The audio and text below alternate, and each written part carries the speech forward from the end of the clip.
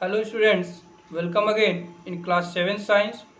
In this video lecture, we will study about the acid rain, its effect and also behavior of acid.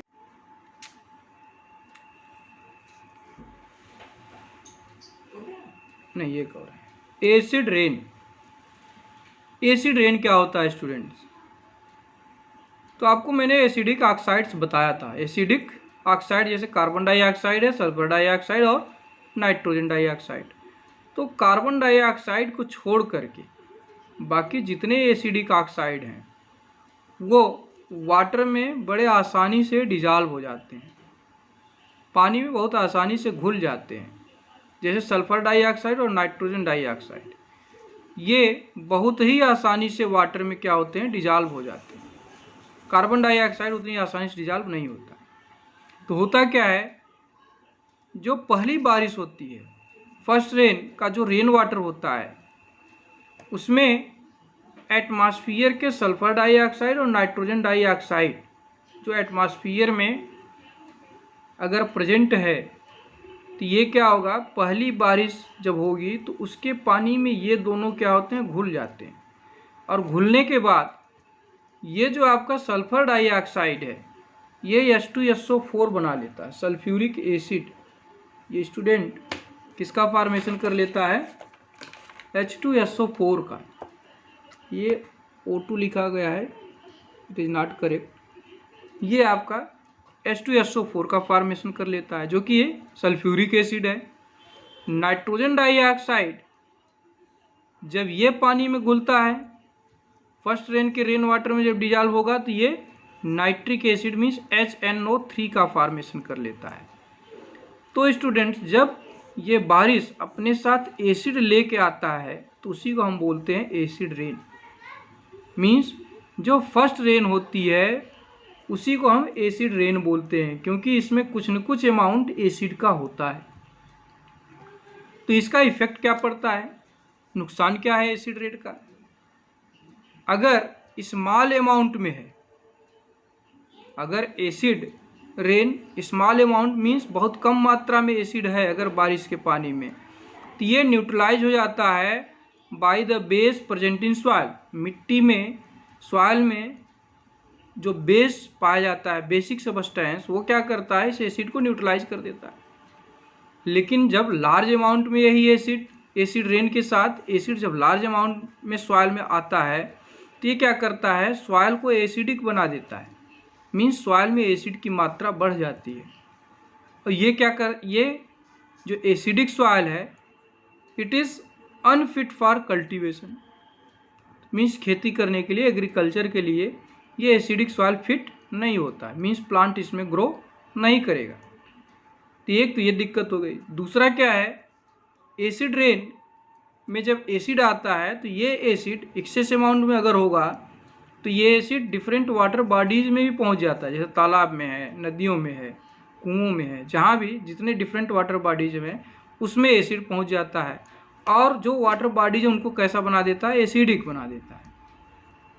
और जब different water bodies में जो पानी है या वाटर है एसिडिक हो जाएगा तो क्या करता है, it affect the aquatic life. Aquatic life के ऊपर प्रभाव डालता है। एक्वाटिक लाइफ मीन्स जो जलीय जीव जंतु हैं, पौधे हैं, जैसे मछलियां हैं और ढेर सारे जीव जंतु हैं जो पानी में रहते हैं, उनके लिए नुकसानदायक होता है एसिडिक वाटर। तो स्टूडेंट्स एसिड रेन के बारे में आपने देख लिया क्या होता है एसिड रेन और इसका क्या इफेक्ट पड़ता है। नेक्स्ट है student general behaviour of acidic substances. जो एसिडिक सब्सटेंसेस होते हैं उनका जनरल बिहेवियर क्या होता है। सबसे पहला तो सोर इन टेस्ट होते हैं। ये सारे जितने भी एसिड होंगे वो खट्टे होते हैं, सोर इन टेस्ट। दूसरा क्या है, it turns blue litmus red. Blue litmus paper पे अगर हम एसिड अप्लाई कर दें तो वो किस कलर में चेंज हो जाता है, रेड कलर का हो जाता है। इसके साथ साथ एसिड कोरोड मोस्ट मेटल। जितने भी मेटल होते हैं उसको एसिड क्या करते हैं, कोरोड कर देते हैं, मीन्स काट देते हैं। अगर उस पर एसिड पड़ गया तो मेटल को भी काटना शुरू कर देते हैं।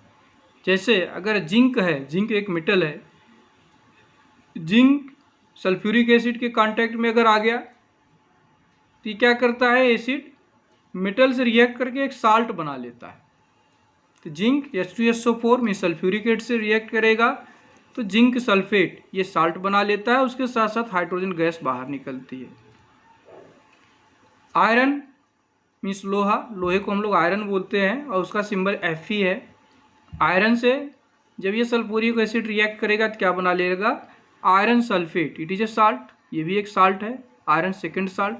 ये सेकेंड ब्रैकेट में इसलिए लिखा हुआ है कि आयरन की वैलेंसी इसमें 2 है, 2 है, आयरन की वैलेंसी क्या है, 2। और आपने पढ़ा हुआ है आयरन वेरिएबल वैलेंसी शो करता है, कभी 2 करता है कभी 3 करता है, और प्लस H2, तो यहाँ क्या बन जाएगा, हाइड्रोजन गैस भी रिलीज होगी। नेक्स्ट एसिडिक बिहेवियर स्टूडेंट ये है due to corrosion of metal by acid. आपने देखा कि मेटल क्या है, एसिड मेटल को कोरोड कर देता है, कोरोजन हो जाता है। तो पिकल्स, पिकल्स मीन्स अचार, एंड विनेगर, विनेगर मीन्स सिरका, इन सबको हम कहाँ रखते हैं, are not kept in metal bottle. इन दोनों को मेटल के बॉटल में नहीं रखा जाता है। जब भी रखते हैं तो हम लोग, आप देखते होंगे कि आपके घर में जो अचार रखा जाता है वो शीशे के जार में, ग्लास के जार में रखा जाता है, या विनेगर आप जब भी रखेंगे तो ग्लास की बॉटल होती है, मीन्स शीशी जो आपकी होगी वो शीशे की होगी। इसी तरह से acid react with carbonate and hydrogen carbonate to produce carbon dioxide with effervescence. ये जो एसिड हैं, जितने भी कार्बोनेट होंगे या हाइड्रोजन कार्बोनेट होंगे, उनके साथ रिएक्ट करके कार्बन डाइऑक्साइड गैस प्रोड्यूस करती है, और इफरवेसेंस मीन्स एक अलग प्रकार की साउंड भी प्रोड्यूस होती है। जैसे Na2CO3 ये सोडियम कार्बोनेट है, हाइड्रोक्लोरिक एसिड HCl से रिएक्ट करेगा तो एक साल्ट बनाएगा NaCl, जिसको हम कॉमन साल्ट भी बोलते हैं। खाने वाला नमक यही है, खाने वाले नमक का फार्मूला NaCl, प्लस वाटर बनाएगा, उसके साथ साथ कार्बन डाइऑक्साइड गैस बाहर निकलेगी।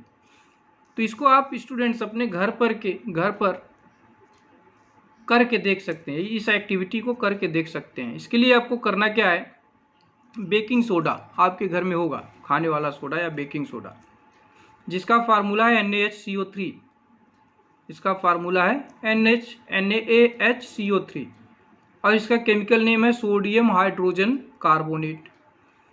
इसमें आप जब भी कोई एसिड डालेंगे तो उससे कार्बन डाइऑक्साइड गैस बाहर निकलेगी विथ हिसिंग साउंड, एक साउंड भी प्रोड्यूस होगा।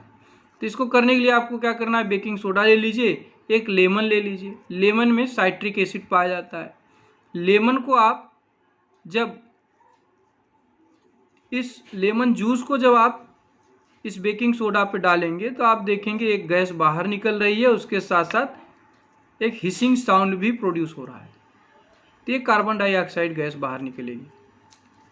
या दूसरी एक्टिविटी है, जैसे आपके पास मार्बल है, मार्बल का कोई टुकड़ा हो, उस पर आप क्या करिए, विनेगर, आपके घर में सिरका होगा, विनेगर हो, या हार्पिक, हार्पिक आप लोग यूज करते हैं, हार्पिक में HCl पाया जाता है, हाइड्रोक्लोरिक एसिड। तो क्या करिए, इस पे डालिए, इस मार्बल के ऊपर जैसे ही आप डालेंगे तो यहाँ से भी आप देखेंगे एक बबल्स टाइप का निकलना शुरू होगा, एक गैस बाहर निकलती है, थोड़ा थोड़ा आवाज़ भी होता है, हिसिंग साउंड, तो वो भी क्या है, आपका कार्बन डाइऑक्साइड बाहर निकलती है।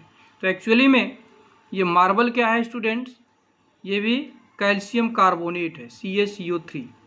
मार्बल का फार्मूला क्या है, कैल्शियम कार्बोनेट CaCO3। यही आपका चाक का भी होता है, जिसे बोर्ड पर लिखा जाता है।